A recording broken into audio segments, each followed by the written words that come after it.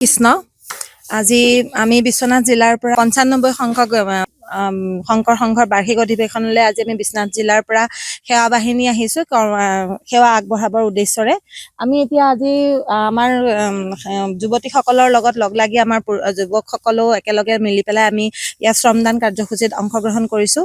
আৰু তাৰ কাৰণে আমি অতিশয় আনন্দিত হৈছো যে আমি আজি আমাৰ এটা পৰম সৌভাগ্য বুলি ক'ব খোজো যে আমি আজি এনেকুৱা এখন ডাঙৰ মহান অনুষ্ঠানত আজি আমি অংশগ্ৰহণ কৰিবলৈ পাইছো নিজৰ ক্ষুদ্ৰমান আমি শ্ৰমেৰে আমি ভকত বৈষ্ণৱক আমি উপকৃত কৰিবৰ কাৰণে আমি চেষ্টা কৰিছো গতিকে আজি আমি আমাৰ বিশ্বনাথ জিলাৰ তৰফৰ পৰা আমি সকলোকে আন্তৰিক ধন্যবাদ জনাইছো যে ইয়াত আমাৰ শোণিতপুৰ জিলা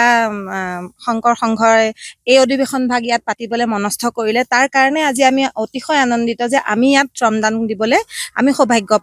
পালো ৬০-৭০ জন মান আহিছো ইয়াতে আমাৰ এতিয়া ৩০-৩৫ গৰাকী মান আছে আৰু সেয়াও ইফালে আহি আছে আৰু যুৱকসকলো বিভিন্ন কামত ইফালে নিয়োজিত হৈ আছে হয় আমি একদমেই মানে